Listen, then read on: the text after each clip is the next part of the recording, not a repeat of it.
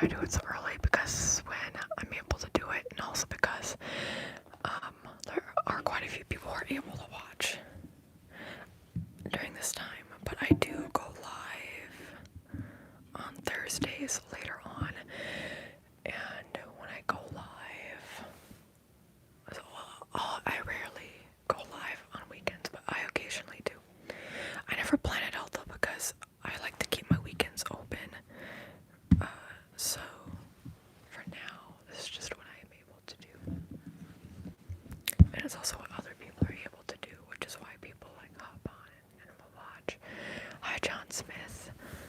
Just got out of the shower, so my hair isn't greasy, it's wet.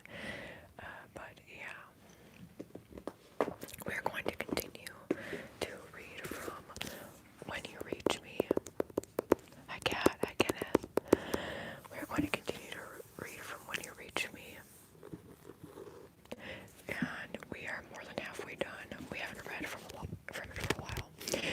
Basically, the main character is a girl who's in like fifth grade? Sixth grade, maybe. Sixth grade. Miranda's in sixth grade. And her mom went missing, but we don't know exactly how it happened yet. But she's getting notes and messages from this person who's trying to contact her, who is time jumping, like they can time travel. And she doesn't know who this person is or why they are trying to reach out to her when you reach me. So yeah, that's the main premise. Thank you. Okay, let's just get started with reading. But it was the day before her mom was supposed to go on Jeopardy, and her mother's partner, longtime boyfriend, or maybe he just proposed. I think that's it. The fiance. I think he's looking after her. I don't think he's missing as well. Okay. Things that turned pink. Page 123. Let me go like this so it's in frame. Hi, Kodak. It snowed a little on the second to last day before Christmas vacation. Snow always put me in a good mood. Mr. Tompkin let us skip the math workbooks and spend the whole morning on our Main Street projects. Anne-Marie helped me start my swings. So far, the perfect day. Yeah, she's working on a project. I'd have to make it by hand. By the time we walked to Jimmy's, the snow had stopped and the sidewalk was just slushy enough to make my sneakers uncomfortably wet. Mom had slept through the weather report, so I was the only one without boots. Colin started to push open Jimmy's door, but Jimmy jumped out from behind the counter and leaned against the door, so it slammed in our faces. Hey, Colin smiled, thinking it was a joke, and shoved back. But I could see Jimmy's face better than Colin could. It wasn't a joke. Get out, Jimmy called through the glass. Don't come back here anymore. You're lucky I don't call the police. Anne-Marie put her hand on Colin's shoulder. I think he's serious. What? Colin saw our faces and then looked up at Jimmy through the door. What's going on? He yelled. Jimmy had one foot up against the bottom of the door. He glared at us. Some people on the street looked over, but nobody stopped. Somebody stole my bank, he said finally, his voice sounding far away. One of you. Of course we told him through the door that we didn't, that we wouldn't, but there was no way he was letting us in. We went to the pizza place and talked about who could have taken Jimmy's $2 bills. He ran the place alone, aside from the 40 minutes a day that we were there. Maybe someone had run in while he was in the bathroom, we thought. He usually put his back in 5 minutes sign in the window and locked the door, but not every time. Sometimes he just ran into the back for a minute, and if someone came in, they waited. Someone could have taken the bank then, but who in the world would have known to take it in the first place? It was a faded plastic bank in the shape of a cartoon character. It didn't look remotely valuable. Let's write him a letter, Anne-Marie said. Or no, we'll get him a card. She used her spoon to scrape up the last of her lunch, which her dad packed for her every day in a cleaned out yogurt container. Come on, she said, standing up. It'll be my treat. So we went into Gold Stationery and bought Jimmy a greeting card. I wanted to get one that said, with sympathy for Jimmy's lost bank, but Anne-Marie said we should pick something that was blank inside. She picked a card with roses on it, which I thought was kind of strange, considering it was for Jimmy, and roses are supposed to symbolize love. She said because it reminded her of her mystery rose.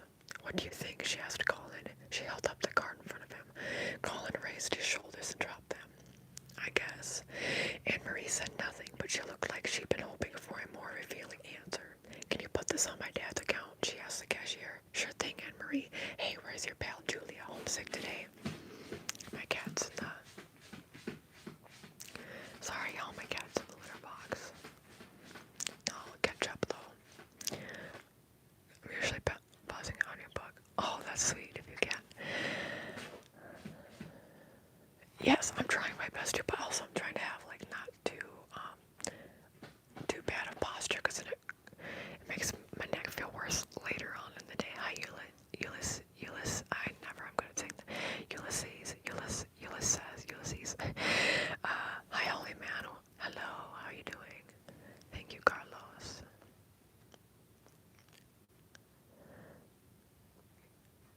Okay, are you done now, Axel? Sure thing, Anne-Marie. Hey, where's your pal Julia? Homesick today? Anne-Marie turned pink. No, she's around.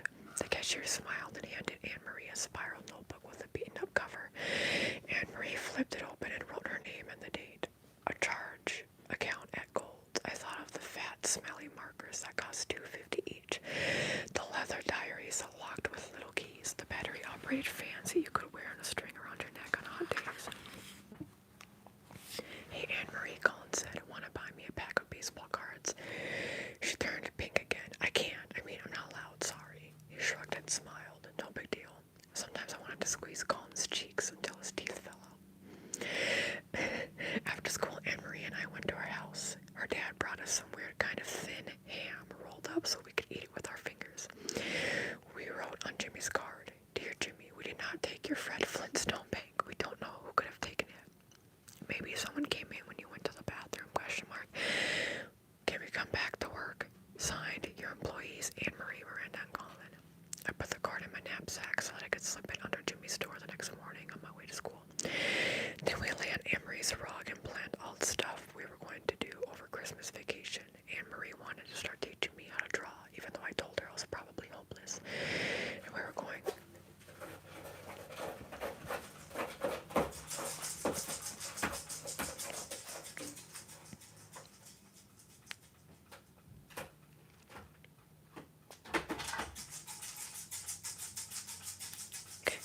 Thank you, Carlos. Hi, hola, so bye.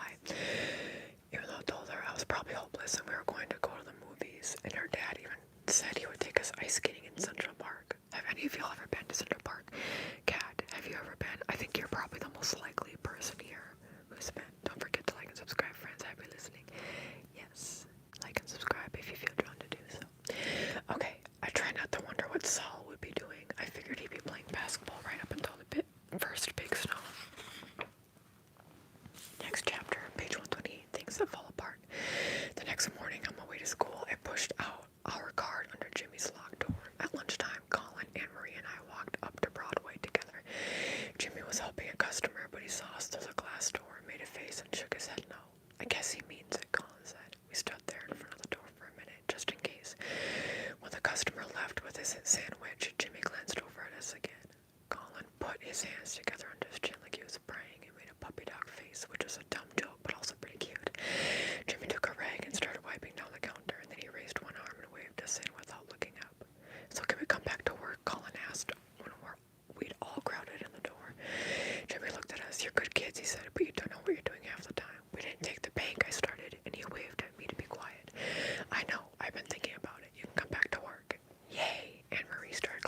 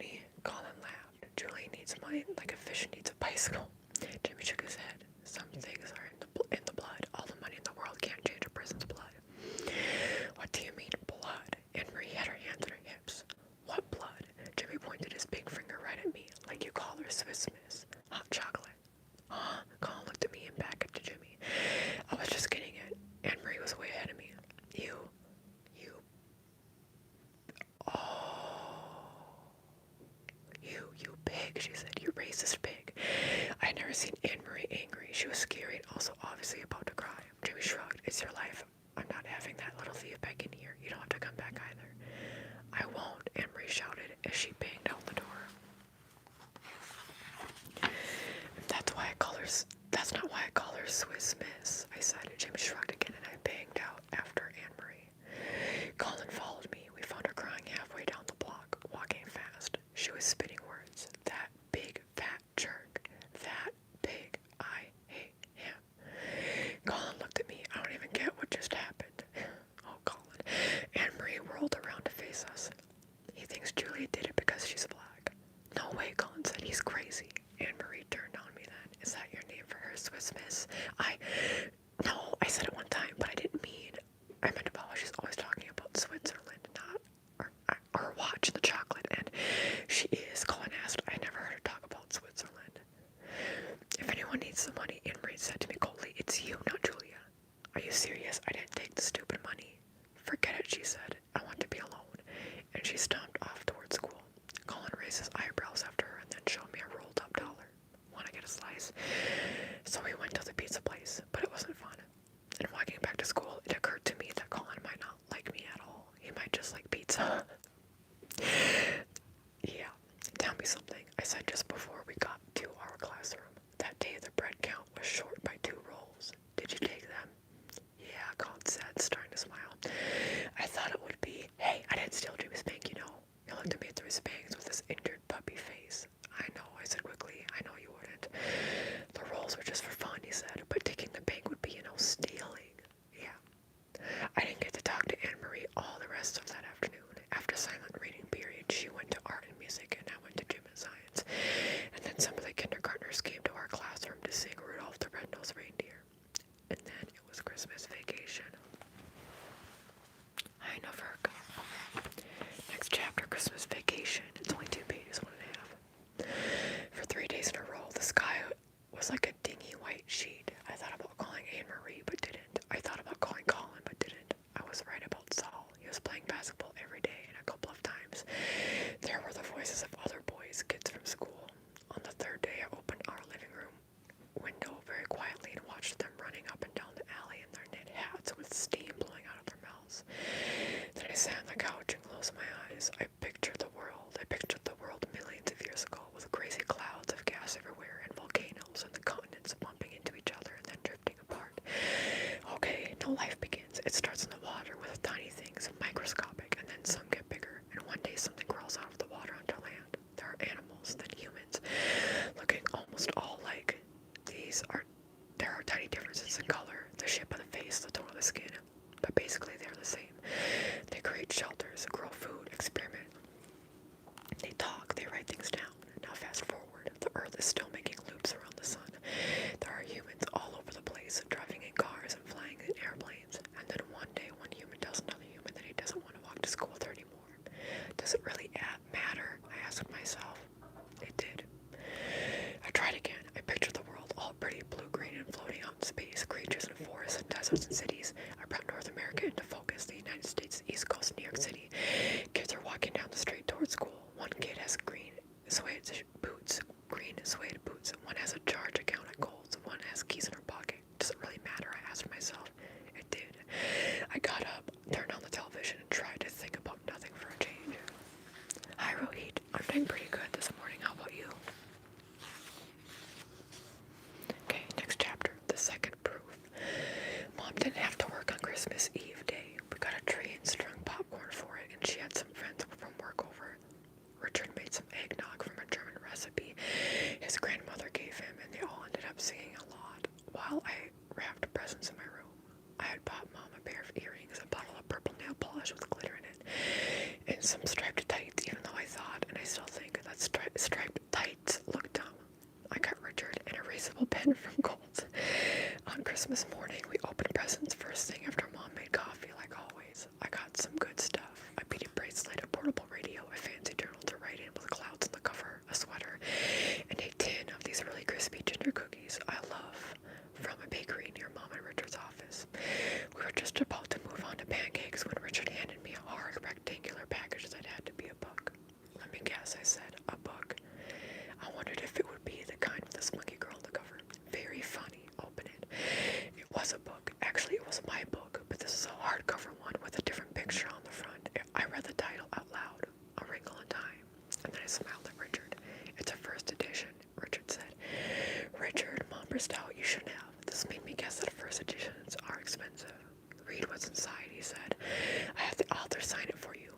the front cover.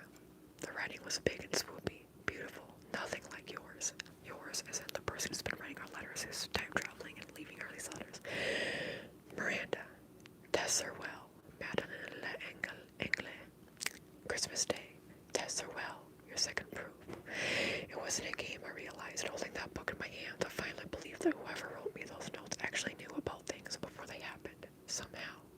As soon as Richard and Mom went to make the pancakes, I ran to my room and took all your notes out of the box into my bed. I'm coming to save your friend's life and my own. Coming from where? I asked myself. Coming from when? I was beginning to believe that someone I cared about was in real danger, but I still didn't know who it was, and I still didn't know how to help. I looked at the second note. I know you have shared my first note. I ask you not to share the others. Please, I do not ask this for myself. That was the worst part. I was alone. Wait, I love that series. Are you talking about the book in here? A Wrinkle in Time? I've never read any of that. Okay, next chapter, page 137, Things in an Elevator. New Year's Day was weirdly warm and sunny. Sal's basketball was going strong, but by about 9 in the morning, I sneaked to look down into the alley and saw him running back and forth in just a t-shirt and a pair of sweatpants. He was wearing the watch Louisa had given him for Christmas. She'd come up to show it to us beforehand. It was kind of old-fashioned, with Roman numerals and a leather band, and I hadn't been sure Sal would like it, but it looked like he did. Mom was sleeping late. I wrote her a note. I went out. I'll get you a bagel. The laughing man wasn't on the corner. Maybe he didn't work holidays. Bell's was closed. Everything felt kind of peaceful and sad and deserted. My feet carried me to school, which was closed, of course. The yard gate was open, and I went in and sat on the jungle gym for a few minutes, letting myself feel how strange it was to be there alone. I was sort of deliberately trying to weird myself out, I think, to get my energy up, to call Anne-Marie.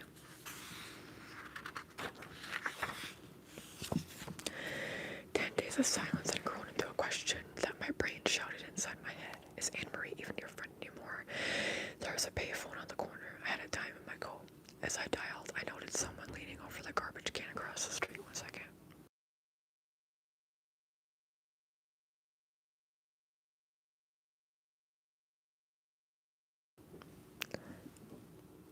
I had to call him out. 1 second.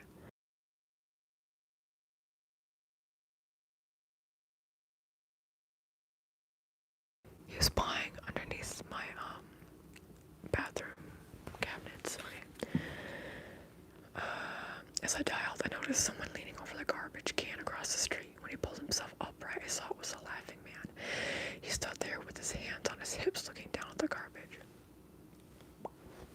Sorry, it's dry in here. It's getting dry up here.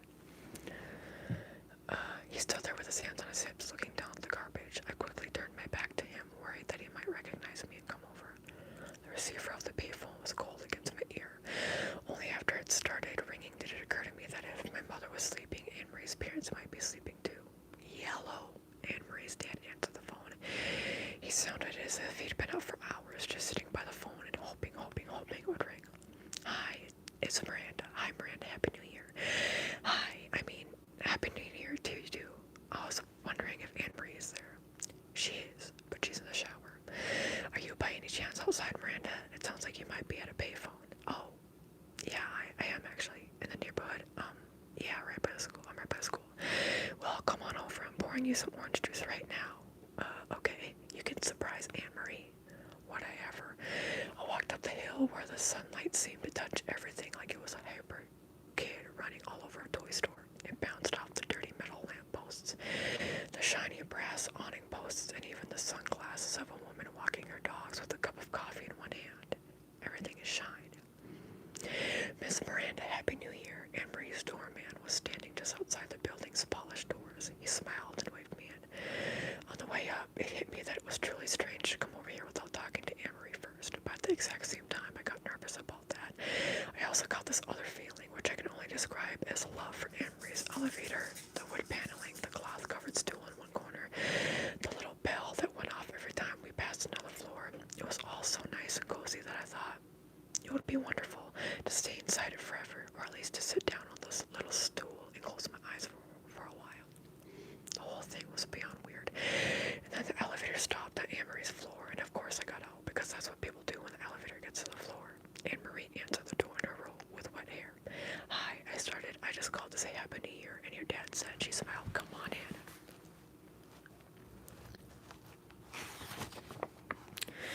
It was the best morning. Anne-Marie showed me her Christmas presents. She got all kinds of cool art stuff, and we ended up spreading it all over the dining room table and drawing comic strips on this special comic strip paper that came with stickers for the talking bubbles and the thinking bubbles. And then her mom showed us how to make origami frogs, and I was actually good at it. Meanwhile, her dad kept bringing in these plates of bacon, and for me, French toast strips I could pick up with my hands.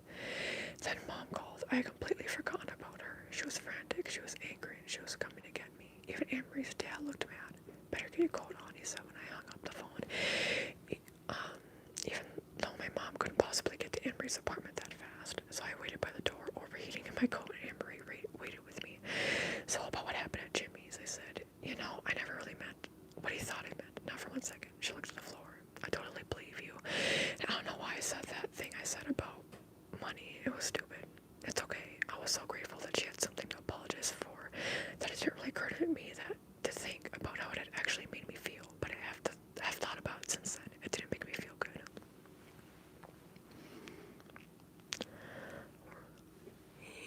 Yes, I can do some soft-spoken. I can definitely do that.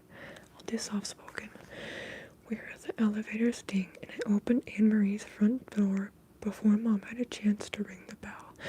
I thought I might be able to escape without Anne-Marie's parents talking to her. No such luck. "Jerry," Mom called out, and Anne-Marie's dad came rushing over, saying, "Oh, you're here. I didn't hear the bell. I'm so sorry about this," Mom said. "No, I'm sorry. I had no idea. It'll never happen again. Always check with you first."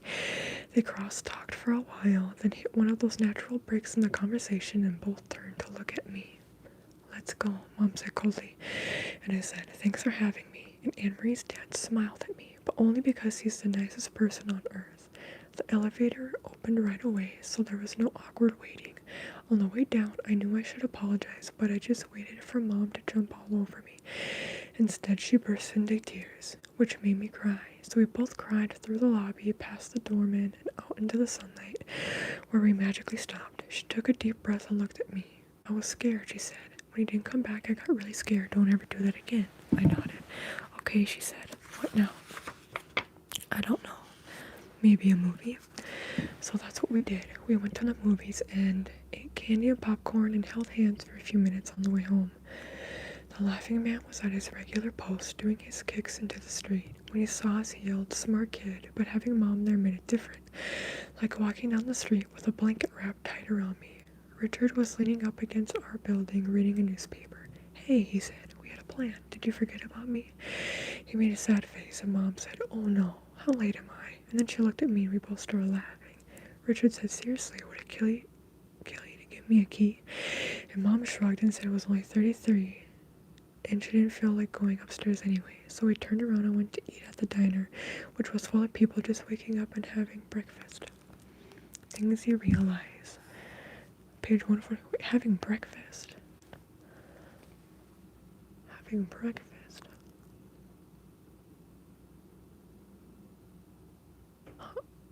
The timing there is a little bit off, I feel like. But, yeah, let's see. Next chapter.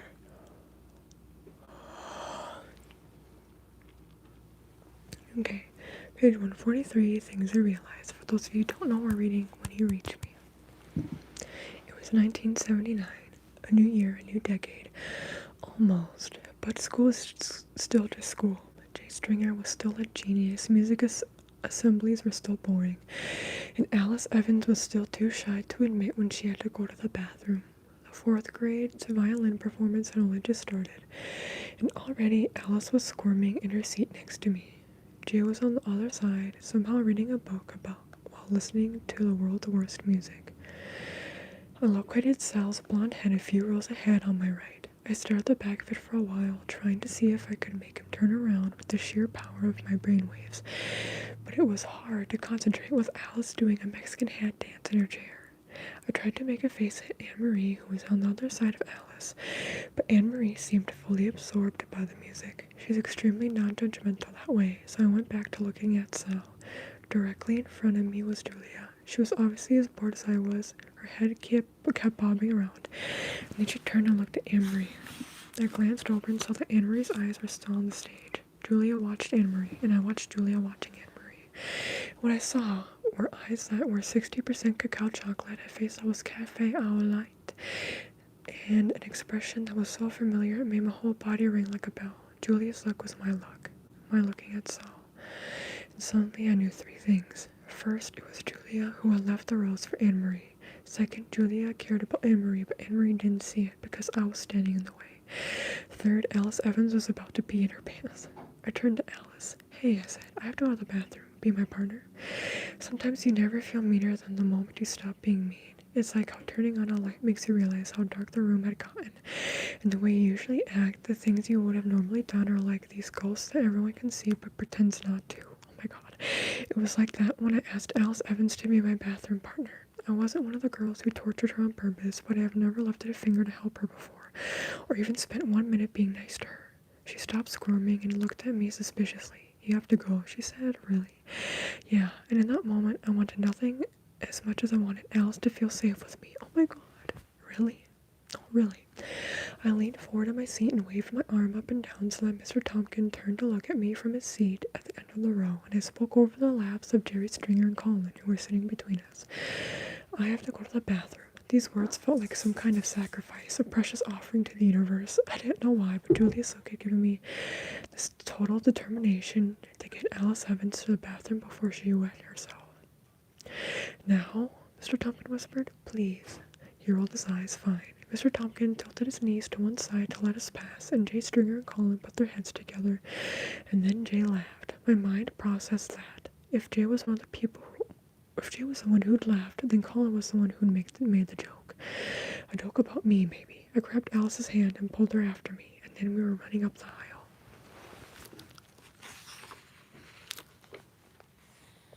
Hi, Soflena, good to see you. Next chapter, things you beg for.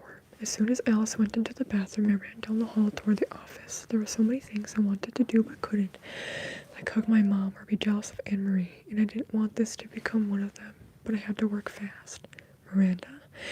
Wheelie looked up at me doubtfully. Aren't you supposed to be in assembly? Yes, I am in assembly. I mean, I was. And I'm going right back. Alice is in the bathroom. Can I have a piece of paper? No, ma'am, I don't have paper to be just giving away. Please, just a little piece, a corner of a piece. If I didn't do this now, I never would. Wheelie sighed. Then, still in her chair, she kicked her way over to the next desk where there was one of those pink message pads. She ripped off the top sheet, folded it again, and then carefully wrapped the paper along the first fold, and then along the second fold. Hurry, my brain said, hurry. Here, she held out a quarter of a pink message slip and looked at me with a face that said, I hope you won't be coming around here looking for another handout anytime soon. I picked up a pen from the counter and scribbled on a little pink square. I thought you left me. Alice was standing in front of the bathroom looking all wounded. Me? I said. No way. She smiled. People seemed to like the new me. We squeezed back into our row past Colin and Jay Stringer, who whispered and laughed again. Anne-Marie leaned forward and gave me a where were you shrug. I mouthed the bathroom and she nodded and settled back again. I folded my pink square a couple times. Then I leaned forward and dropped a note to Julia's lap. I hadn't had much time. It was just the one word, truce, and underneath I'd written my phone number. Oh, that's sweet. The next chapter is on page 148, things that turn upside down. I gotta resituate myself.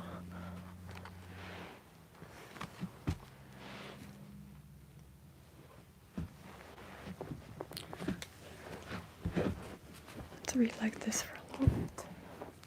Maybe like this. I'm on my feet until my feet and my legs fall asleep.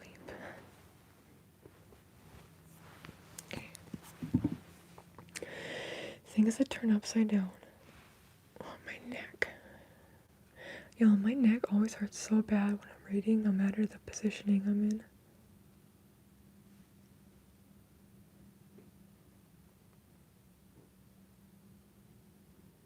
Okay. Things that turn upside down. That afternoon, Sal brought Colin home from school. I saw them up ahead of me, taking turns on Colin's skateboard. One would ride and the other would bounce Sal's basketball. They were circling each other and laughing and racing around, and I wanted to be part of it so much that my heart almost broke watching. I decided to stop off at Belle's. Belle picked up the economy jug of chewable vitamin C she kept behind the register and shook it at me. I nodded, and she tipped 4 of them into my hand. "What's up?" she asked. "Not much. Got some time for the story?" "Sure. Where were we?" "Aunt Beast." "Right, Aunt Beast. So Aunt Beast's planet is perfect. It smells great, and the food is wonderful, and everything is soft and comfortable. But Meg can't stay there. She has to go back and save her little brother. They left him behind with it, remember?" Belle nodded. "She has to go back by herself?" "Yes, she's the only one who can do it because she's closer to her brother than anyone. It has to be her." Belle nodded. "So she goes back there to 𝒂𝒂𝒍𝒂, and her brother's totally under IT's control, or its control. And he's saying all these awful things to her, and it is trying to suck her in it too, to take over her brain. She's trying to resist, but it's hard. And then at the last second, she figures out that there's only one thing that can defeat it. Love. It doesn't understand love." "Ooh," Belle said, "that's deep." So Meg stands there and thinks about how much she loves her brother, her real brother, not the it brother who's standing there with his mouth hanging open and his eyes twirling. She starts yelling over and over that she loves him, and poof, he becomes himself again. That's how she saves him. It turns out to be really simple. There's a lot of stories like that in movies and books. Like, oh, just like hear my voice now, or like meant to be paranormal movies, and it's like, "I love you," like, "This is your name, this is who I am." Belle surprised me. "Well, it's simple to love someone," she said, "but it's hard to know when you need to say it out loud." Ooh. For some reason that made me want to cry. Anyway, I said, then they're suddenly back home. They land in the vegetable garden outside their house, in the broccoli. That's the end. Of course, I couldn't help thinking of what Marcus had said about how if they'd gotten home 5 minutes before they left, they would have seen themselves get back home before they even knew they were going. But it was better not to drag Belle into all that. What's the name of this writer again? I spelled it out for her. Belle had to ring up a few kids buying their after-school junk food, so I wandered around the store. I was thinking I would swipe a few grapes, but they looked old and soft. I took a bottle of chocolate milk out of the refrigerator, checked the date on it, and brought it up to the register with a $5 bill I had taken from Mom's coat pocket that morning. "Weirdest thing," Belle said, taking my $5. "You see that guy out there?" She pointed through her front window and across the street to where the laughing man was pacing back and forth on my corner doing his kicks. "Yeah. Well, check this out." She lifted the plastic tray out of his drawer, and I looked in it. It was full of $2 bills. Wavy, bent-looking $2 bills. A couple weeks ago, that guy out there suddenly starts coming in every day to get a butter on white and a banana, and he always pays with these $2 bills. I was staring into the drawer. "You want a couple for your change?" Belle asked. I nodded, and she handed them to me. "Sorry," she said, smoothing them out. "They're crumpled." Gives them to me all folded up into triangles, if you can believe it. The first time I didn't even think it was real money. I started telling the guy to get lost. My brain was doing that thing where it yells at me. It was yelling, "The laughing man stole Jimmy's Fred Flintstone bag." The laughing man? That guy is loony, Bill said thoughtfully, but also generally polite. Polite is always worth something. When I walked by him a minute later, the laughing man was shaking his fist at the sky and kicking his legs out into the traffic rushing up Amsterdam Avenue. A few cars honked at him. When he saw me, he pointed and yelled, "Smart kid, smart kid." I popped my last 2 vitamin C's and imagined the wrapped in a blanket feeling I had had when Mom was with me. Then I calmly walked by the laughing man, thinking, yeah, really polite. Colin and Sal were in the lobby making a total racket with the skateboard and the basketball, so that any second Mrs. Bindocker would probably come charging out of her apartment, yelling that they were scaring her cat. "Hey," Colin said when he saw me, "I thought you lived in this building. Want to skate a little?"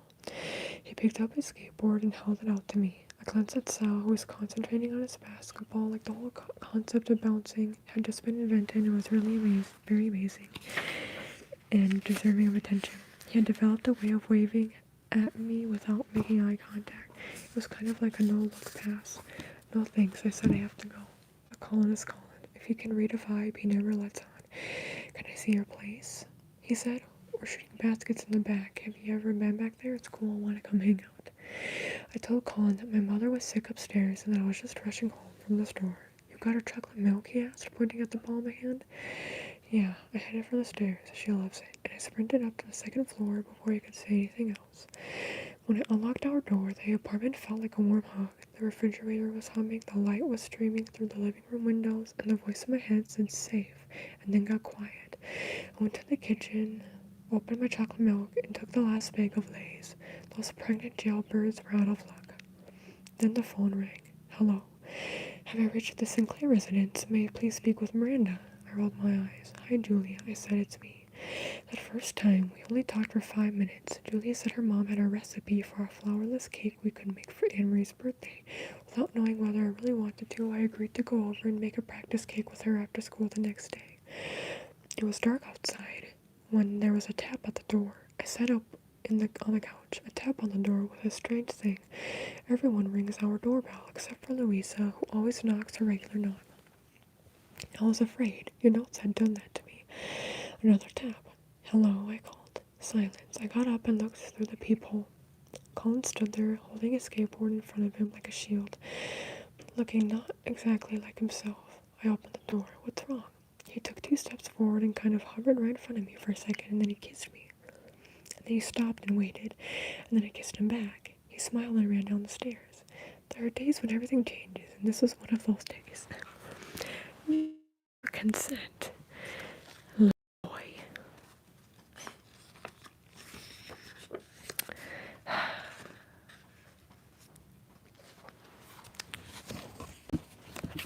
Okay. Next chapter, things that are sweet. Julie's mother had a whole shelf full of books about cooking. No fat cooking, cooking extra light, skinny cooking. My mom was always on a diet, Julie said, pulling a book from the shelf. I think she bought this one by mistake. It actually has the word butter in it. She laughed and held out the giant bag of Fritos she had bought on the way home. I shook my head. I'd eaten too many already. Should we start making the cake? I had to call Mom at work 3 times to ask her questions like how many tablespoons are there in a stick of butter, and is it okay to use a potato peeler to skin an apple? The 3rd time I called, she said, hold on, Myra, are you planning to use the oven? Is there an adult in the house? When I said I thought Julie's mother was home, though technically I had not actually seen her, Mom said, but is she watching you? Where is she? Where's your mother? I whispered to Julia. She's meditating, Julia said. Here? Yes, in the closet. And she absolutely cannot be disturbed. Did you just say your mom's in the closet? Julia looked down at the French pot holder in her hand. It's a walk-in closet, she said quietly. Mom said we couldn't light the oven until Julia's mother came out to supervise us. So they're 6th graders. 6th graders know how to use the oven, right? Am I crazy? Mom said we couldn't light the oven until Julie's mother came out to supervise us, so we put our clumped-together cake batter in the fridge and went to Julie's room to watch television. Julie's room was like a ruffled version of Anne-Marie's. Ruffled curtains, ruffled bedspreads, lots of ruffled pillows, and books all over the floor, some stacked in piles, some worn-looking, some brand new, some splayed upside down, some sliding off the pink bedside table next to the lamp with the orange fabric shade. I tried to think of something to say about all the ruffles. Nice lamp, I said. She put her hands on her hips and looked at the lamp. Really? Because I think it's kind of ugly. My mom picked it. She waved one arm across the room. She picked out all this stuff, and she won't let me put up my outer space posters. I had to hang them in my bathroom. She jerked a thumb toward a door. Her own bathroom. Something very familiar caught my eye. It was on the bedside table under the ugly lamp. It was my book, or maybe it was my book's twin sister, just as old and beat up looking as mine, but with different creases and one corner ripped off the cover. I went over and picked it up. Yeah, she said, I noticed you carry yours around. I leave mine at home. I got a first edition for Christmas. That means it's one of the original. You did? You're so lucky, she said. All I ever get is clothes and jewelry. I stared at her. I thought you liked all that stuff, I said. Yeah, actually I do, she smiled, but I like other stuff too. That's when I noticed her Mysteries of Science poster leaned up against the wall. Hers was called, Is There Intelligent Life in Outer Space? Her bubble letters were a lot better than mine. She flopped down in her shaky pink wall-to-wall carpeting, glanced at her digital clock, and reached out automatically to turn on the TV. and I realized we probably spent our afternoons the exact same way, except I can at least get my mother on the phone. Julia's apartment is a lot nicer than ours, but I'm pretty sure there's no phone in the closet. I stretched out on the rug and rested my head on my arm. Julia looked at me up and down. Hey, you know what color your hair is? She asked. My hair? I touched it and made a face. It's brown. She looked at it thoughtfully. No, when you see it in the light, it's really more of a caramel.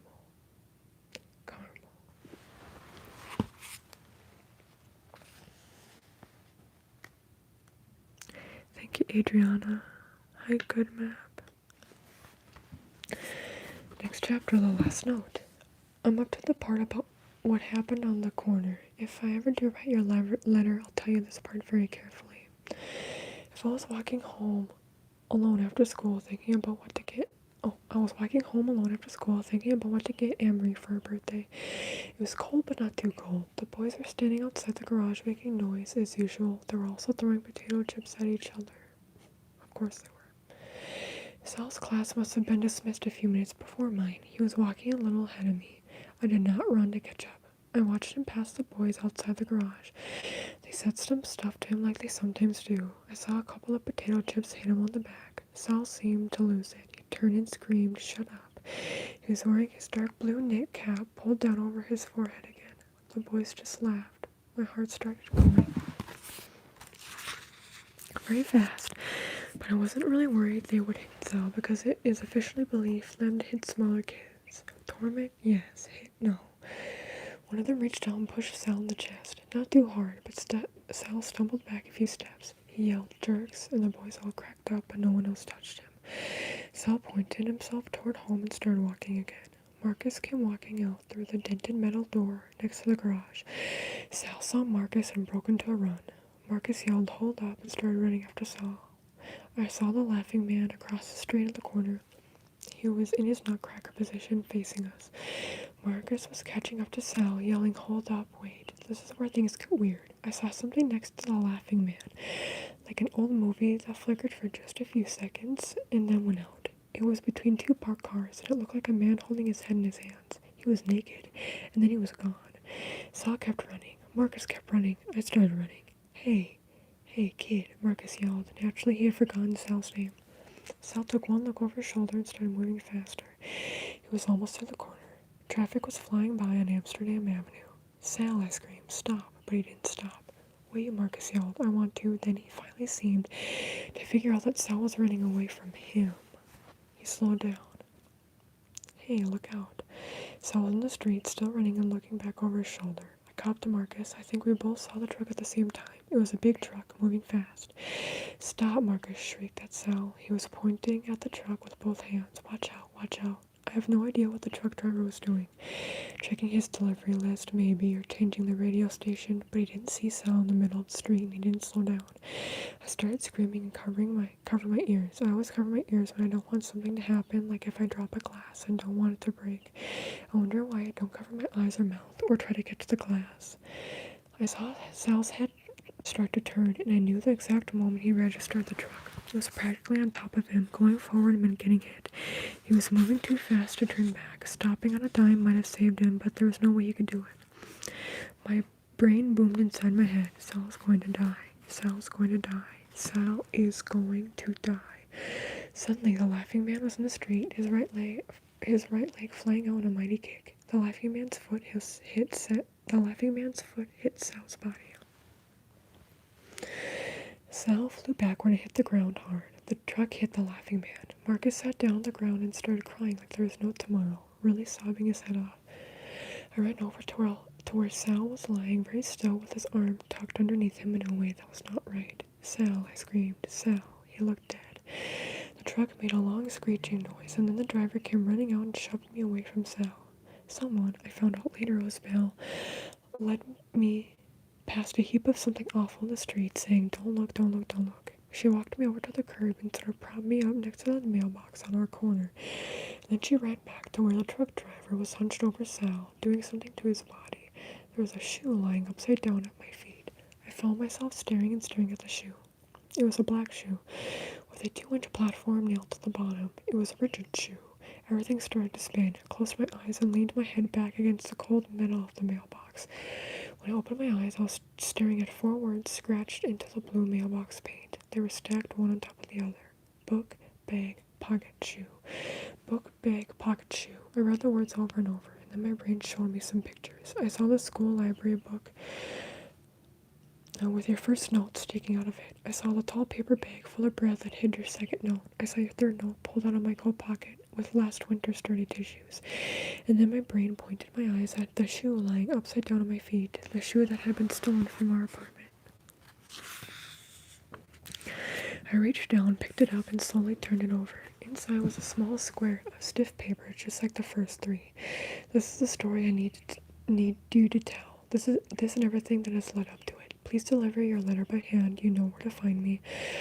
My apologies for the terse instructions. The trip is a difficult one. I can carry nothing, and a man can only hold so much paper in his mouth.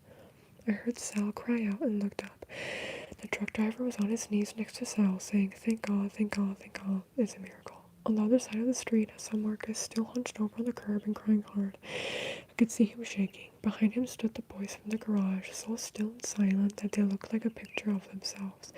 Sal was not dead. The laughing man saved his life. You saved Sal's life. You were the laughing man. You were the heap of something awful. You are dead.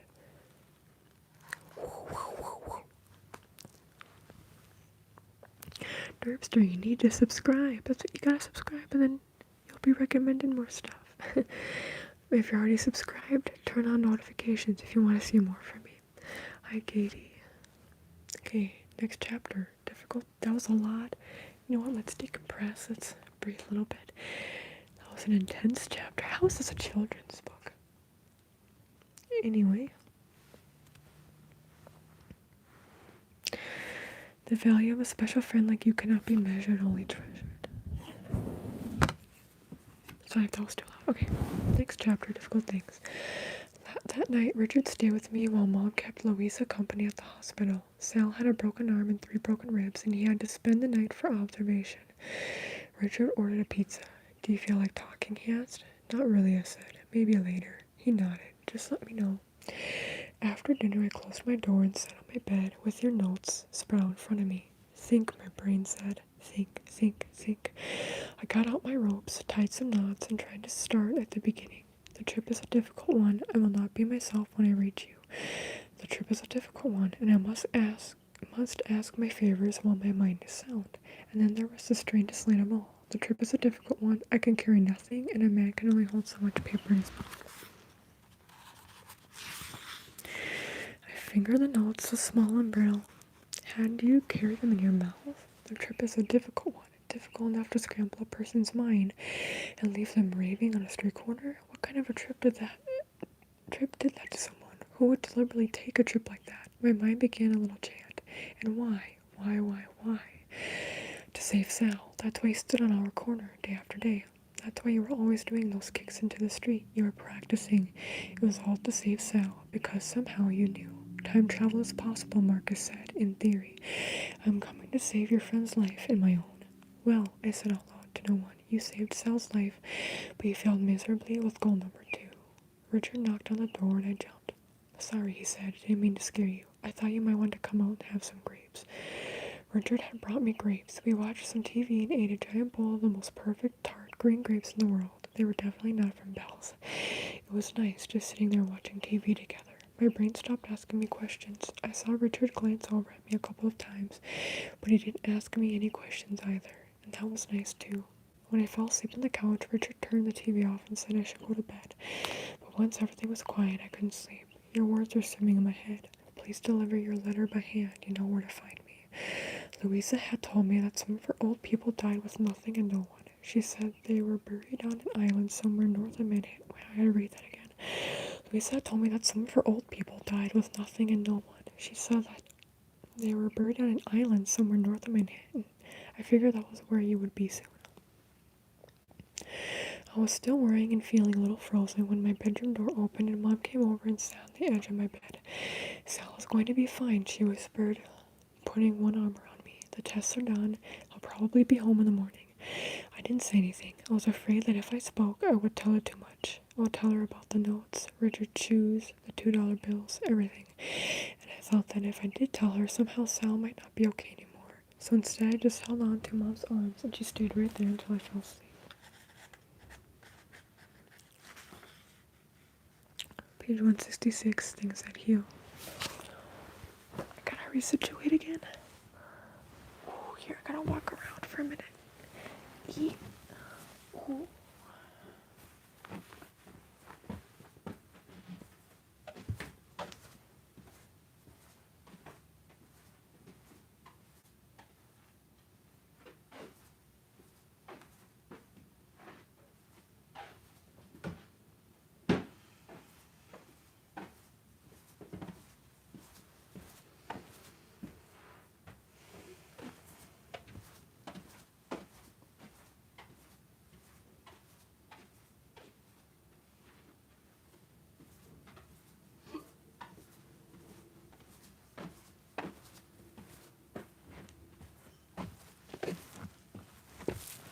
Okay, I'm back.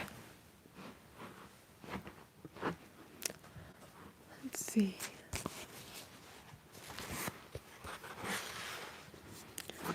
Things that heal.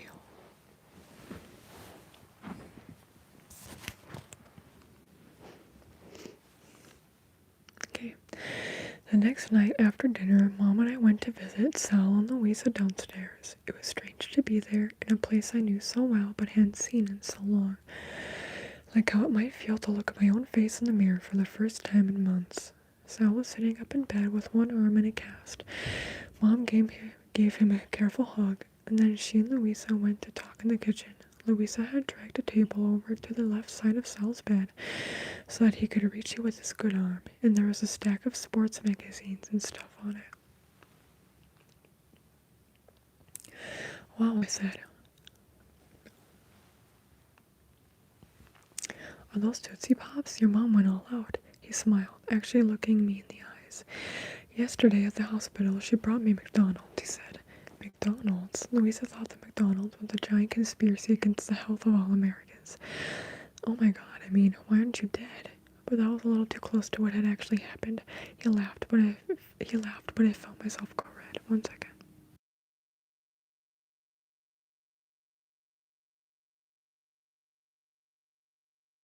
Okay.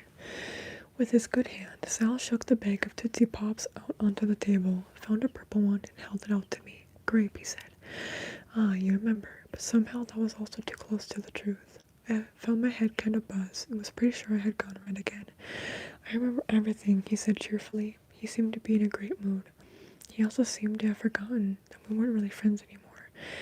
You do, I said, unwrapping my Tootsie Pop. So do you remember why you don't like me anymore? I was surprised to hear myself ask, but once I had, I really wanted to know the answer.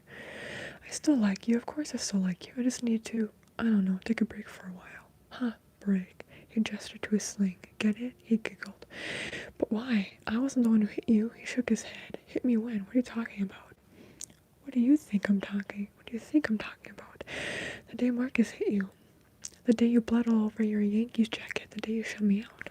Wait, who's Marcus? I suddenly got how totally stupid I had been, never telling Sal that Marcus was an okay kid. I thought of the day I'd seen Sal drop to the ground and pretend to tie his shoe.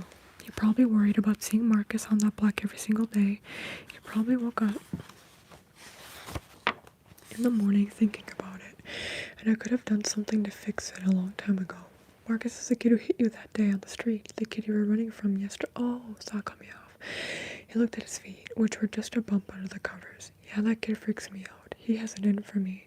He doesn't have it in for you, I said. He really doesn't. I think he was trying to apologize yesterday. He shrugged. If you say so. He looked at me. But that has nothing to do with you and me, really. But the day Marcus hit you, that was the day you had stopped wanting to do stuff together. You stopped. He shook his head. No, it was before that. And very quietly, my brain said, Remember the times way back in September when Sal didn't show up to walk home together after school? Remember how he said he didn't have money to go out to lunch when you knew he did? Remember The morning you waited for him in the lobby until you were absolutely positively going to be late. And then you rang his doorbell and it turned out he'd gone to school without you. And then I remembered something else. I remembered running across Broadway holding my big Mysteries of Science poster and seeing Sal on the other side and yelling for him to wait up. And he had. He'd waited. And when I asked him why he wasn't at our regular spot after school, he just mumbled something and looked at his feet, and then we'd walk toward Amsterdam in total silence until Marcus hit him. Sal had started home without me that day, and it wasn't the first time. But here he was today looking right at me, and we still felt like us. So when can we get back to normal, I asked. That's the thing, Myra. It wasn't normal. It didn't have any other friends, not real friends. Neither did I wanted to say. And then I realized that was his whole point. We'd only had each other. It had been that way forever. He was still talking. I mean, remember the second week of school when you got sick? I spent that whole week alone. The whole week. Alone at lunch every day. Alone after school. And don't take this the wrong way, but sometimes I want to hang out with boys. He yawned. I'm on these pills, he said, from my arm. They make me kind of sleepy. You could have just told me, I said. You could have said all this stuff before. I thought we talked about everything. Not everything. He looked at me in a groggy way. Anyway, I gave you hints. You never got them. Mom and Louisa walked in. I thought you might be getting tired, Louisa told Sal. These painkillers, she said to Mom. He takes one, talks his heart out for 20 minutes, and then falls asleep like clockwork. She gave me a tight hug as we were leaving and said, I'm glad you two had a chance to talk, and I wondered if she'd save the 20 minutes for me on purpose. Oh.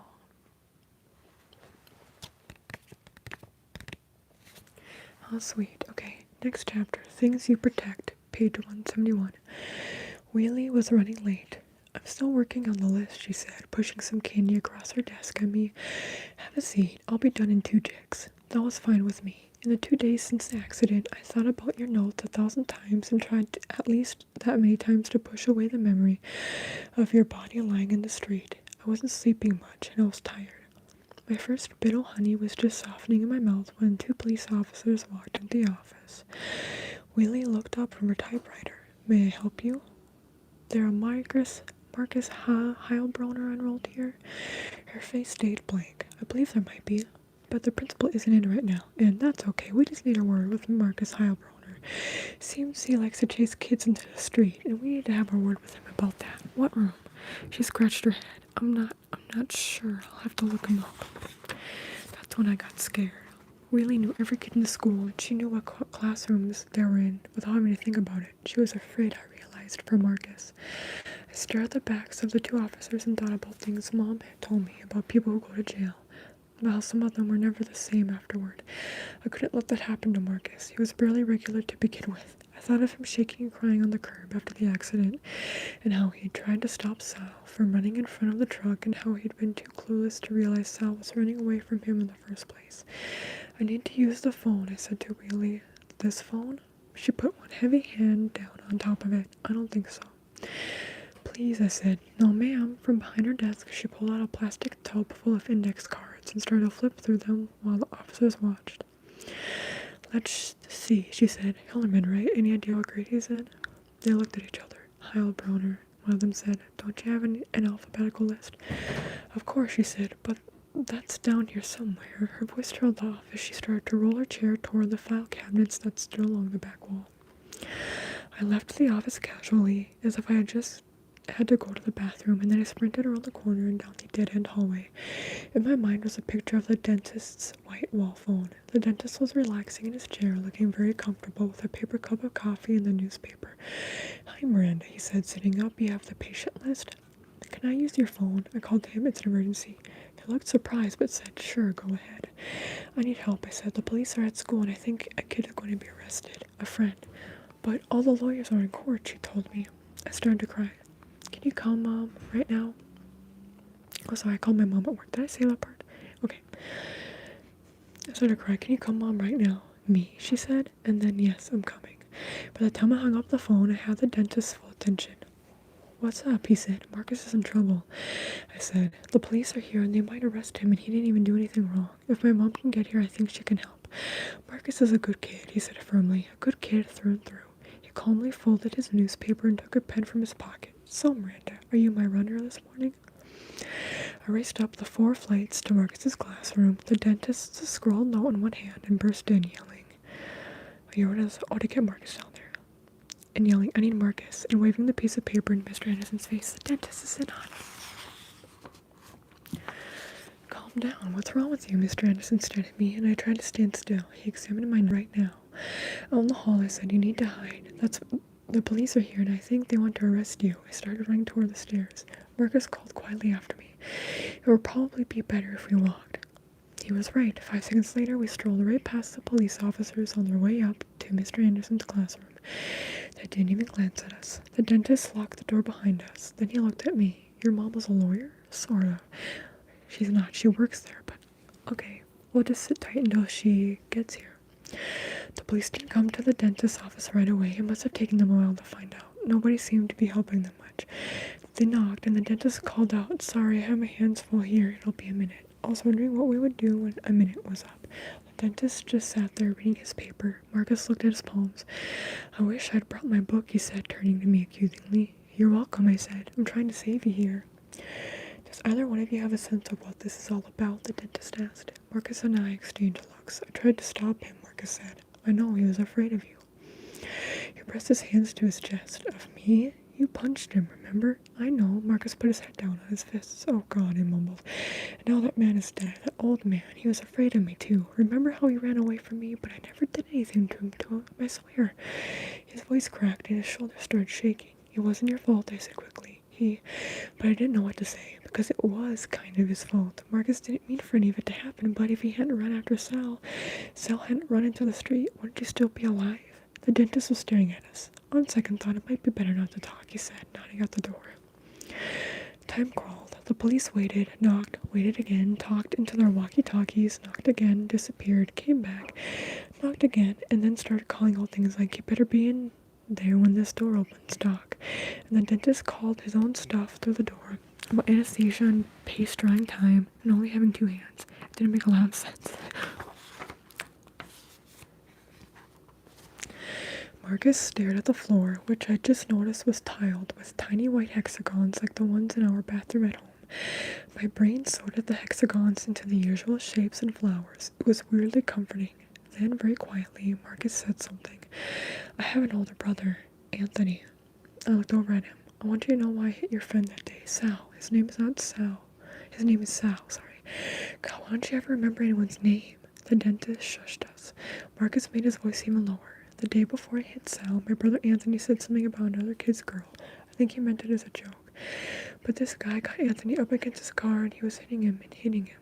I remembered. Sal and I had crossed the street to avoid that fight. Marcus's brother was the kid who had been trying to get off the hood of the car, who had kept getting knocked down. I think I saw that."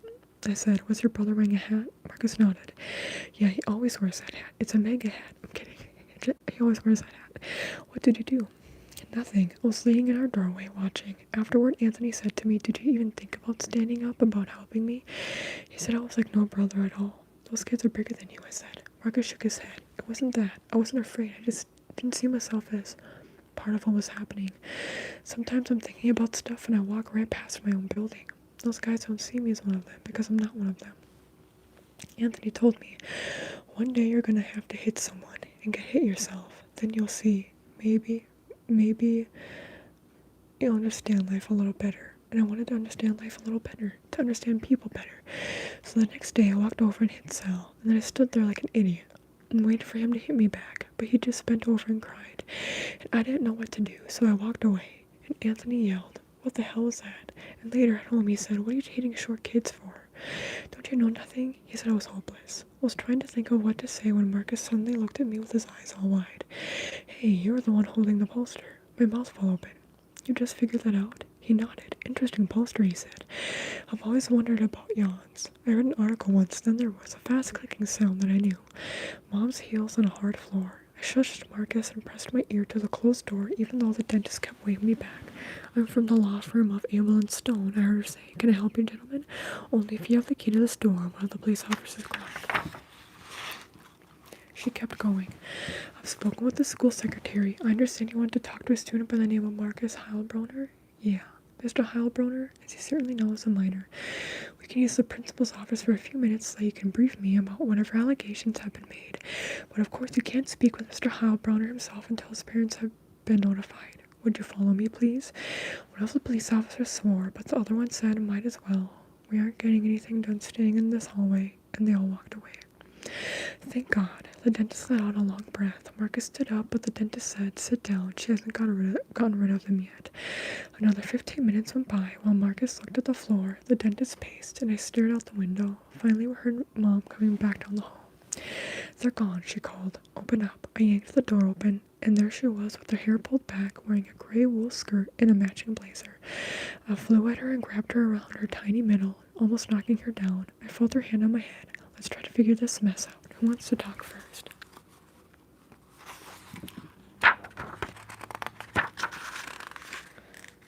Okay, we're gonna read one more chapter, I think. Let me actually see how many pages are left. Maybe I'll try to just read through. Maybe I'll try to just read through the rest of the book. We'll see how I'm feeling. Am I a Power Ranger? I am not. Mouse 4680. This is When You Reach Me. Yes, Katie, I do remember you. Okay, next chapter. Things You Line Up. It turned out that Belle was the only one who had reported Marcus to the police. She'd seen the whole thing from her store window and thought that Marcus had chased Sal into the street on purpose. So Mom was able to get things sorted out. She got a statement from Sal, who had to sign it with his left hand because of his cast, and one from me and one from Belle, and by the following week the police had dropped the whole thing, and Mom had dressed like a grown-up for 3 days in a row. You know, you look darn good in a suit, Richard told her. I figured she would give him some kind of a lecture, but Mom took his hand and said, thanks. That means a lot coming from you, Mr. Perfect. She looked happy, and it seemed so obvious at that moment that they should get married, but she still hadn't even given him a key. And then Mom hung up her suit, and I put all your notes in the box under my bed and didn't look at them anymore. Anne-Marie had her birthday party with 2 cakes, an awful one that Julia and I made for her and a really good one her dad made. Time passed. Anne-Marie and Julia helped me install my playground on Main Street, and Julia's UFO finally got approval by Jay Stringer. I became Alice Evans' regular bathroom partner. We worked out a secret signal so that she wouldn't have to do the Mexican hat dance anymore, okay? Marcus and I waved hello to each other, and we sometimes talked a little, except when he didn't notice I was there, which was about half the time. In early March, we started rehearsing songs for graduation. I kissed Colin a few more times, and I suspected that Jay Stringer was working up the nerve to kiss Anne-Marie. I don't think anyone dared to kiss Julia. Why? Sal's cast came off, and he started playing basketball in the alley again. A couple of times I waved at him from the window, and once he yelled up to say hi and asked if I wanted to check out his 3-point shot, which he lined up for about 5 minutes and then missed. I clapped anyway, and he took a bow. I tried to forget about the laughing man. I tried to forget about you, but it didn't work. There was something left over. The letter I was supposed to write. This is the story I need to tell. Please deliver your letter by hand. You know where to find me. Trying to forget really doesn't work. In fact, it's pretty much the same as remembering. But I tried to forget anyway, and to ignore the fact that I was remembering you all the time. And then 3 weeks ago, Mom's postcard came from the $20,000 pyramid. Sorry, not Jeopardy, $20,000 pyramid. April 27th, Studio TV 15, The Last Proof. That's when I officially gave up the forgetting and started doing all this thinking. I have the story laid out in my mind now, as straight as it's ever going to be, and now I'm wondering if I should just write the letter even though you're dead, and most likely buried on that island. I wonder if I should write it anyway, if maybe then I'll be able to stop thinking about you once and for all. Okay, the $20,000 pyramid. Hi Luna, I'm reading When You Reach Me by Rebecca Steed. It's a book I read in childhood. I've done some live streams reading through this, and I think I'm going to be able to read through the rest of this during this live stream, even if we go over a little bit. So, thank you, Kat. I appreciate you. No gum chewing today, Skylar. Okay, page 182. The $20,000 pyramid. Richard, Louisa, and Sal are coming with us to ABC Studio TV 15 on West 58th Street to see Mom try to win $20,000. Miranda, can you get me my sweater with the little buttons? Mom asks. She's nervous, and her voice sounds too high. If it's chilly in there, I won't be able to concentrate. Mom, it's 70 degrees out, I say. Exactly. They might have the air conditioning on. I'm always too cold in the air conditioning. I relate to that so hard. I get the sweater and check myself out again in Mom's closet mirror. I have on new jeans and a long sleeve shirt with flowers embroidered on the sleeves that I borrowed from Julia. Richard has even polished my shoes for me with his special shoe brush. I try to fluff my hair, but my brain says, "What in the world are you fluffing your hair for? You know your hair doesn't fluff." And I stop. I relate to that too. Richard buzzes from the lobby. Mom rushes to the intercom and yells, "We'll be right down, and happy birthday." We walk downstairs and stop at Sal and Louisa's door, which flies open as if they've been standing right inside waiting for us. "The big day," Louisa says. "Big day, big day, big day." She seems even more nervous than Mom. I look at Sal, and he shrugs and says, "She's been like this all morning." We are very quiet on the subway. There are people in red blazers by the studio doors. "Contestants to the left," one of them says. "Audience to the right." And suddenly I realize it's time to say goodbye to Mom. She's standing there, looking terrified and holding onto her bag with her sweater and her extra clothes and her barrettes. I go over and hug her while Richard gives her a kiss, and Louisa says, "We love you." And Sal looks at the floor and says, "Good luck." "You're going to win," I say. "I know it." "Don't get your hopes up," Mom says, and then we watch her disappear behind a door. We walk into the studio, which is like a theater with all the $20,000 pyramid stuff up on the stage. Dick Clark's podium is there, and the word screens that swivel back and forth during the speed round, and 2 empty chairs facing each other in the winner's circle. Everything looks artificial, and kind of gloomy in the dim light. I'm thinking that one good shove could probably knock the whole thing over. There are a lot of people in the theater already, and we get seats about halfway back. They are red velvety seats, the kind you have to fold down before you sit on them. A guy with headphones comes out and talks to the audience about when to clap and when to be quiet. He points to these metal boxes attached to the ceiling that light up like little exit signs, only they say applause instead of exit. He explains that the signs will blink on and off to help us remember when to clap and when to stop. We have to practice with him. Clap, stop, clap, clap, stop.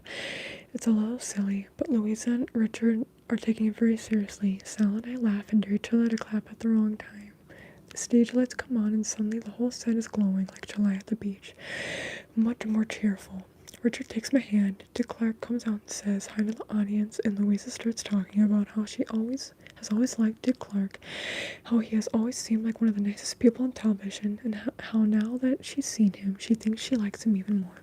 "Isn't it amazing," she asks, "how he never seems to age? He looks just the same today as he did back in 1956. She says she might ask him for some autographs after the show for the old people at her nursing home, because she's sure they would get a big kick out of that.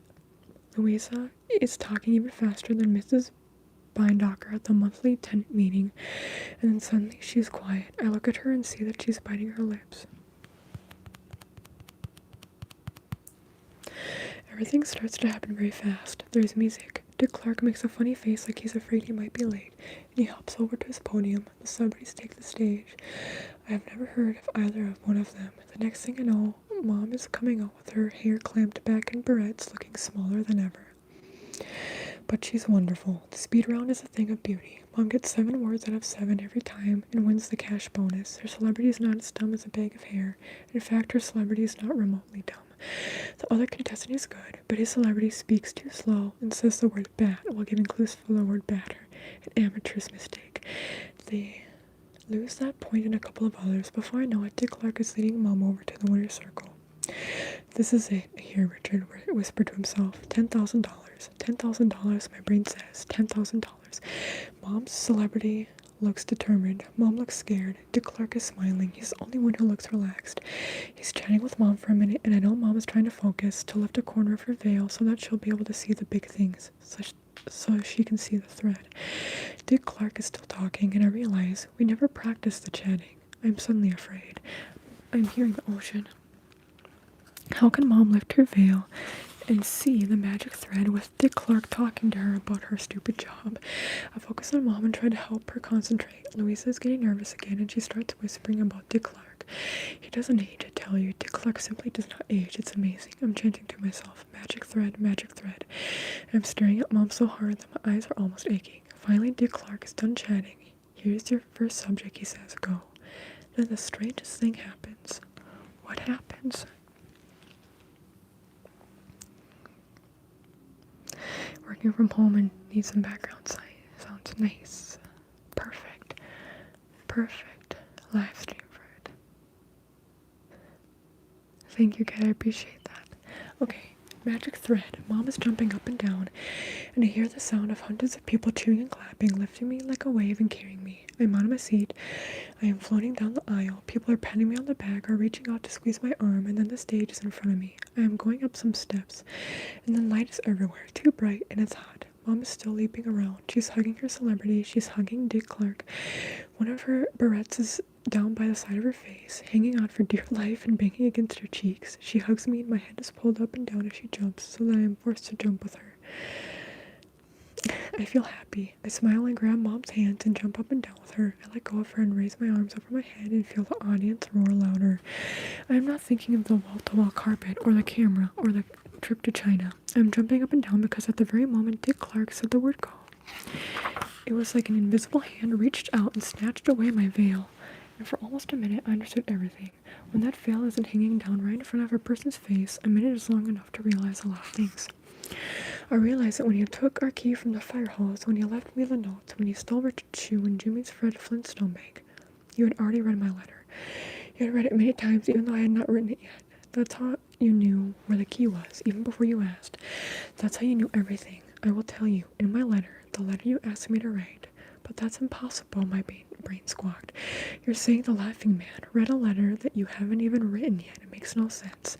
Common sense is just a name for the way we're used to thinking. Time travel is possible. You came to save Sal, and finally, I understood. Dick Clark never ages. I thought of what Marcus had said about going to the movies in my time machine, that if I didn't leave until I was 62, the ticket guy wouldn't recognize me. I might not even recognize myself. Maybe Dick Clark never ages, but the rest of us will. I will. Sal will, thanks to you, and Marcus will too. Please deliver your letter by hand, and your note said, you will know where to find me. I thought of the beat-up metal door next to the garage, and I thought, yes, I do, because you are still here after all, to read my letter. Marcus is here, and when he reads the letter, he'll realize that he has seen himself arrive before he left. That's what my letter is for. And then, and who knows what year, the year of the burn scale, the year of the dome, Marcus will come back. You will come back. You will come back with a mouthful of paper. You won't be shy when you reach me, but you will get the job done. You will save Sal. You already have. Marcus is the magic thread. You are the laughing man. You are Marcus. Marcus is the laughing man, or he will be when he's old. None of it makes sense, my brain yelled, but all of it is true, I answered. Like I said, it lasted just under a minute. It lasted 55 seconds to be precise, which is how long it took Mom to guess 6 categories and win $10,000. And then Mom and I are on the stage together, jumping up and down until they make us get off. Next chapter, things that open. We take the bus home because we think it'll be so much fun to take the bus home, knowing that we are rich now and can take a cab anytime we want. And it is fun. Sal and I don't talk much, but we lean into the turns the way we used to when we were little and actually believed that we could make the bus tip over. And Mom won her $10,000. She played another... Oh, after she won her $10,000, she played another speed round. But this time she had to be partners with the other celebrity. He wasn't as dumb as a bag of hair, Mom says on the bus, but he wasn't the sharpest knife in the drawer either. They lost, but Mom gets to keep her $10,000 and her $2,100 cash bonus. Not bad for a day's work, she says, smiling at me. Not bad at all. When we get to the lobby, Louisa has to change into her uniform for work. Want to watch some TV? Sal asks me. I tell him I would love to, another time. Upstairs, Mom puts on a record, and she and Richard dance for a while in the living room while I sit on the couch and grin just watching them. Then I go to my room, shut my door, and pull the box out from under my bed. Right on top of everything is a big envelope from Mom. Richard gave it to me a week ago for safekeeping, and underneath it is Richard's birthday present. Mom is in the kitchen making birthday tacos and a box cake. Every once in a while she yells, woohoo, we're rich. I write on Mom's envelope with a marker. I personally do not care about wall-to-wall carpeting. Louisa says carpets are full of dust mites anyway. I make an origami frog for Richard and put it on top of his box. I make an origami frog for Mom and put it on top of her envelope. I can't get enough of these origami frogs. It's time for dinner. We eat the tacos, we sing, we cut the cake. I give Mom her envelope. "What's this?" she says. "It's not my birthday." She admires her frog. She reads my note about the carpeting and the dust mites and gives me a funny look. She opens the envelope, which is full of applications for law school. She looks at them, but I can't. Then she sits back in her chair and says, "Wow. This is our secret plan all along, mine and Richard's. I gave Richard his present. He admires his frog and puts it on the table next to Mom's frog, so that their little frog feet are touching. He opens the box. Inside are 2 keys, one from the lobby door and one from the apartment. I made a key ring for them. It's a sailor's knot, 2 strands, pulled tight. He knows how to untie it, of course, but I don't think he will." Next chapter, things that blow away. The next morning, I wake up early, cut myself a big piece of Richard's birthday cake for breakfast, and start writing the letter. I'm writing it in the journal with the clouds on the cover that Mom gave me for Christmas. I'm at the top of the 2nd page when it dawns on me that this letter I'm writing is kind of a horrible burden, and I start feeling really sorry for Marcus. It's not a letter that most people would want to get. I know it will be a big relief to know that he didn't accidentally cause the laughing man's death. Your death, after all. That's a good thing, but at the same time, he'll understand that he saw his own death, which I have to think is a very hard thing. And he'll also realize that he's going to discover the secret of traveling through time, which is a thing so incredible that most people would consider it a miracle. Of course, he's the total hero of the story, but there isn't a happy ending for him. I start at the very beginning when you first showed up in the fall, and I'm thinking about everything you did, the spot in the corner where you stood, your kicking practice.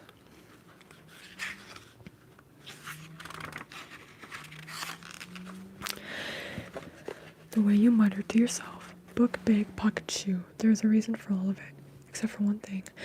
I don't understand why you used to lie on the ground with your head under the mailbox. Why? It must have been annoying the way kids were always being on it. I raise my head slowly from the journal. Then I get dressed in a hurry, pulling a sweater on over my pajama top. I leave a note on the kitchen table, grab my keys, and slip out of the apartment before Mom and Richard wake up. It's an almost warm morning. No one is on the corner, which is good because I probably look pretty strange, lying face up on the sidewalk and inching myself under the mailbox. It isn't as easy as I thought it would be. The underside of a mailbox is really ugly, a bunch of paint-splattered metal joints and bolts. I see the square of paper right away. It's small, about the same size as the notes you left me, and it's wedged under a metal seam so that it stays flat against the bottom of the box. I realize it's held there with a key, our old key, the one we hid in the fire hose. I adjust my head so that I'm looking straight up at the paper, the way you must have. A woman's face stares down at me, drawn in pencil. She's old like you were. Her white hair is pulled back behind her head. Her dark eyes are looking to the side a little, and she has this beautiful smile. It's really kind of a beautiful drawing.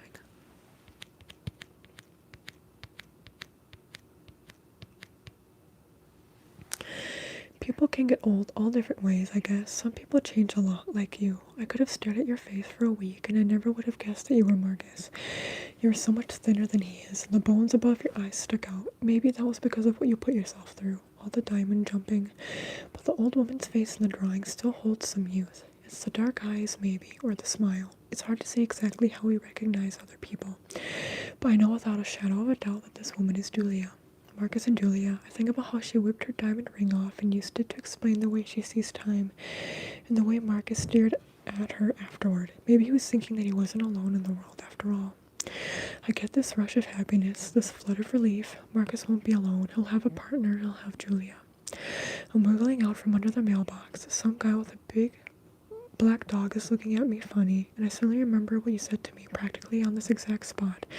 The afternoon I gave you my soggy tea sandwich. I'm an old man, and she's gone now, so don't worry, okay? Aww.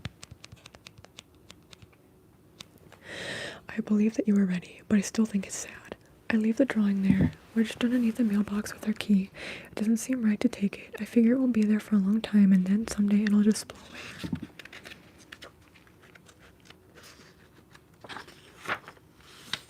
Sal and Miranda, Miranda and Sal. Sal and I don't wait for each other these days. Not purposefully, but if we happen to be leaving school at the same time, if he isn't going to a friend's or to basketball practice, and I'm not going to Anne-Marie's or Julia's or Colin's, then Sal and I walk home together, and we are better this way. Together because we want to be. He understood that before I did. We walk up to Broadway, past Jimmy's. We walk to Amsterdam, past the garage where their boys still say stuff to us and we ignore them. We walk past Marcus's door. We pass Bell's. We cross the street into your old corner where their mailbox is still scratched up with your words. And when we are safely across, Sal always gives a little salute, and sometimes I look up and shake my fist at the sky. Parting gifts is the next chapter. My letter is almost finished now. Very soon I will bring it to Marcus, just like you asked. There are things I could tell him, things I think I figured out, like those naked guys, the ones running down the street the days we had to eat lunch in the school cafeteria, the ones I saw flickering in and out before the accident, they were all you, learning how to get there, practicing. You said you couldn't carry anything, and I guess that includes clothes. That's why you carried my notes in your mouth. Or I could give Marcus some advice, like if he gets hungry while he's visiting. 1 second. Okay. Or I could give Marcus some advice, like if he gets hungry while he's visiting, he'll find Anne-Marie's perfectly good lunch in the garbage can across from the schoolyard, where she threw it away every day for 6 weeks, but I'm pretty sure you figured that out for yourself. Or I could tell him about Julia. But I've decided I won't say much. I'll just hand him my letter and say, try not to land in the broccoli. He'll understand. He's a smart kid.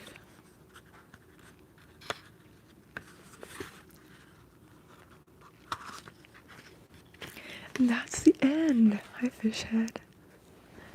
Hi, Andrea. Here's the acknowledgements. I had to be rescued several times while writing this book, and my profound gratitude goes to my editor, Wendy Lamb, and associate editor, Caroline Meckler, for their questions, advice, and trust. My agent, Faye Bender, for her insight and unflagging support. My wise and generous draft readers, Deborah Steed, Karen Romano-Young, Robert Warren, Jack O'Brien, Sean O'Brien, Samantha 𝐾𝐲𝐿evine, Michelle Knutson, Allison James, and Daphne Grabb for their crucial aid and encouragement. The talented Colleen Fellingham and Barbara Paris for their keen eyes and uncompromising copy editing standards. And art director Kate Gardner for her delightful book design. Special thanks to Randy Quiche, who opened her memory to me at a moment's notice, and to David Steed, who helped me understand my own story once and for all over breakfast. Every writer stands on the shoulders of many other writers, and it isn't practical to thank all of them. However, I would like to express my special admiration for the astonishing imagination and hard work of Madeleine L'Engle, whose books captivated me when I was young. They still do, and made me want in on the secrets of the universe. Ditto. About the author, Rebecca Steed is the author of First Light. She grew up in New York City and still lives there with her husband and their two sons. So that is the end of the book, everybody. We finally have finished it, from Rebecca Steed.